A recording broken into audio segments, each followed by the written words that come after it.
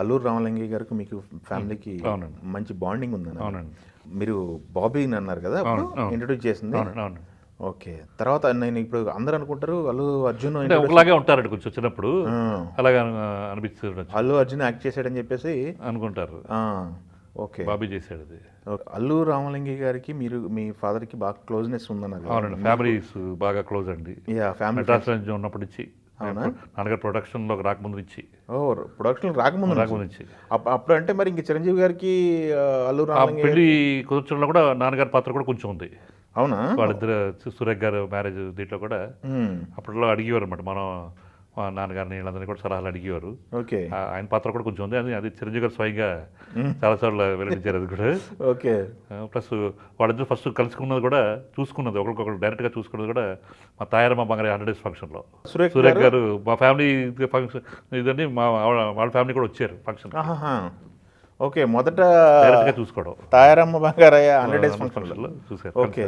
కలవలేదు, చూసుకున్నారు కొడుకు. అదే ఫేస్ టు ఫేస్ అనేది చూసుకున్నది అక్కడ. అది మా ప్రివ్యూస్ అప్పుడు కూడా కలిసినట్టారు. చాలా సినిమాలు అదేలేండి ప్రివ్యూలు జరుగుతున్నాయి, ప్రివ్యూలు ఎక్కువ జరిగాయి. అవునవును. ఆ డిస్కషన్లో రామలింగయ్య గారు చిరంజీవి గారు ఫ్యామిలీ దగ్గర నుంచి చూసిన మీరు ఎలా ఉండేవాళ్ళు, వాళ్ళ బాండింగ్ అనేది ఎలా ఉండేది? చాలా అసలు అరవింద్ గారు మామ అల్లుడు లాగా ఉండేది కాదు, ఫ్రెండ్స్ ఫ్రెండ్స్ లాగా బాగా చాలా బాగుండేది అసలు.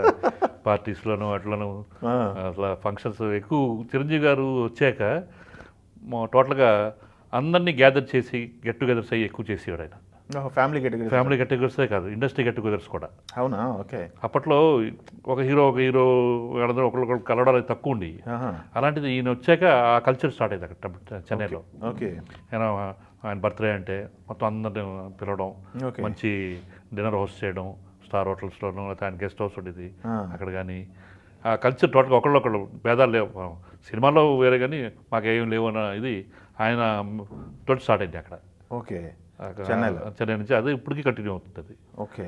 శ్రీకాంత్, రవితేజ వీళ్ళందరినీ చేర్చుకుని ఇక్కడికి వచ్చాక అలాగే అక్కడేమో అందరం ఆల్మోస్ట్ నాన్నగారు, అప్పుడున్న ప్రొడ్యూసర్స్, ఓకే, ఫ్యామిలీస్ కలిసేవాళ్ళు. వీళ్ళు కమల్ హాసన్ గారు వీళ్ళు అక్కడ తమిళ హీరోలు తెలుగు హీరోలు అని సపరేట్ ఏమైనా అలాంటిది ఏం లేదండి. అవకాశం కూడా కలిసేవారండి. బట్ అవి మన తెలుగు వాళ్ళు ఎక్కువ వచ్చేవారు సార్. జనరల్గా తెలుగు వాళ్ళు హీరోయిన్లు అందరూ కూడా బాగా ఓకే అటెండ్ అయ్యారు.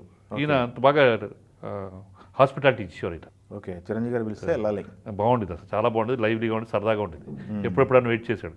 ఫర్ ఎగ్జాంపుల్ ఇది అయింది యాక్సిడెంట్, ఫ్లైట్ యాక్సిడెంట్ అయింది కదా, అవును, పైలట్ వీళ్ళందరూ సేవ్ చేశాడు. ఆయనకి హానర్గా ఆయన నెక్స్ట్ డే ఫంక్షన్ పెట్టాడు. అప్పుడు అందరూ వచ్చారు, మొత్తం దాంట్లో ఎఫెక్ట్ అయిన వాళ్ళందరూ, ఇండస్ట్రీ తాలూకు వాళ్ళందరూ. అప్పుడేదో ఫ్లైట్ తిరుపతి కూలిపోయింది దాంట్లో, మొత్తం ఇండస్ట్రీ అంతా సగం ఉంది దాంట్లో. అవును, ఏదో ఫెస్టివల్ దీపావళి దగ్గరికి వచ్చి వెళ్తున్నారు అంటారు. ఓకే. అలాగా అకేషన్ తగ్గట్టు అన్నీ బాగా చేసేవాడు ఆయన ఫంక్షన్స్. ఓకే. న్యూ ఇయర్ ఈవ్ చాలా బాగా అందరినీ కలుపుకునేవాడండి. ఓకే. బాగా అది ఆ కల్చర్ బాగా క్రియేట్ చేసింది ఆయనే. సూపర్ అండి. ఇప్పుడు మీరు ఎంతమంది సార్ మొత్తం? మీరు తెలుసు బయటికి శ్రీరామేమో వెళ్తారండి. దానికన్నా ముందు మెడ్రాస్లో ఉండేవాడండి మా బ్రదరు విశ్వమోహన్ అని. ఆయన సినిమా ఫీల్డ్ పెద్ద దూరంగానే ఉండేవాడు. తెలియదు. అదే. ఓకే. మీ ఇద్దరు సినిమా ఫీల్డ్కి దగ్గర. అదే. ఇప్పుడు ఏం చేస్తున్నారు సార్ మీరు? సినిమాలు ఎందుకు తీయలేదు అంటే, మీరు లెగసీ ఎందుకు కంటిన్యూ చేయలేదు అంటే ఏం చెప్తారు? లెగసీ కంటిన్యూ చేయడానికండి అప్పుడున్న సిస్టమ్ ఇప్పుడు సిస్టమ్ టోటల్గా డిఫరెంట్ అయిందండి. ప్రొడ్యూసర్ ఇన్వాల్వ్మెంట్ కానీ అదే కానీ కూడా అప్పట్లో లేదండి అప్పుడు. ఓకే. అంటే యాక్సెప్ట్ చేయట్లేదు ఇప్పుడు వచ్చి యంగ్ జనరేషన్ ఎవరో కూడా. ఏమైనా మన వాళ్ళు వెళ్ళినా కూడా పాతకాలం అన్నట్టు మనం అంటారేమో చిన్న ఇన్సెక్యూరిటీ అండి. ఓహో. సిస్టమ్స్ అవి కూడా టోటల్గా మారినాయండి. సిస్టమ్స్కి మాత్రం నేను ఎప్పటికప్పుడు అప్డేట్ అవుతాను. ఎందుకంటే నేను మా సినిమాలకు లేకపోయినా నేను అరవింద్ గారి సినిమాలకి 6-7 సినిమాలకి నేను ఎగ్జిక్యూటివ్ ప్రొడ్యూసర్గా టోటల్గా నాకు ఒక ప్రాజెక్ట్ ఇచ్చేసేవారు, నేను చేసేయడం. అంటూ రీసెంట్గా 10 years బ్యాక్ వచ్చిన 100%లో వరకు నేను అరవింద్ గారి కాంపౌండ్లో ఎగ్జిక్యూటివ్ ప్రొడ్యూసర్గా వర్క్ చేశాను. ఓకే. ఆయన మొత్తం ఫుల్ ప్రాజెక్ట్ వచ్చేసి అరవింద్ గారు, అశ్విన్ దత్ గారు కలిసి చేశారు కొన్ని. అవును, చేశారు. పరదేశీ కానీ, తర్వాత పెళ్ళామూరు వెళితే, 100% లవ్, తమిళ్లో ఏమో పెళ్లి సంత తమిళ్ విజయ్తో చేశాను అప్పట్లో నేను. అవునా? ఓకే. విజయ్ అప్కమింగ్ అప్పుడు. విజయ్ అప్పుడే ఒక 25 లక్షలు తీసుకునే టైంలో. అవునా? ఓకే.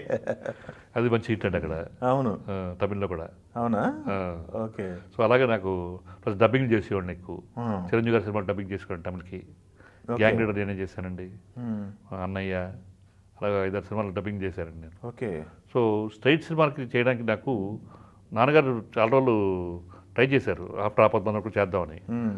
టోటల్గా అప్పుడు మెల్లిమెల్లిగా ట్రెండ్ మారుతుందండి, మారుతుంది. మేకింగ్ ఆఫ్ స్టైలే మారిపోయిందండి. మ్మ్. ప్లస్ చిరంజీవి గారితో కూడా చేద్దామని చెప్పి అనుకున్నామండి. రకరకాల సబ్జెక్ట్స్ కూర్చున్నాం, అంత అయింది. మొత్తం గ్యాప్ ఎక్కువైపోయి మెల్లిగా చిరంజీవి గారు కూడా కొన్నాళ్ళు గ్యాప్ ఇచ్చారు. మ్మ్. సినిమాలు ఒక 2-3 ఇయర్స్ అనుకో, 2 ఇయర్స్ అలా గ్యాప్ ఇచ్చారు. మ్మ్. అంటే ఎల్డర్లీ క్యారెక్టర్స్కు షిఫ్ట్ అయ్యి, మాస్టారు ఆ స్టైల్ ఆఫ్ క్యారెక్టర్ షిఫ్ట్ అయ్యి ముందు. మ్మ్. gap మాస్టర్, ఇచ్చారు. హిట్లర్, అన్నయ్య. దానికి హిట్లర్తో మళ్ళీ కంబ్యాక్ అయ్యాడు ఆయన. ఆ.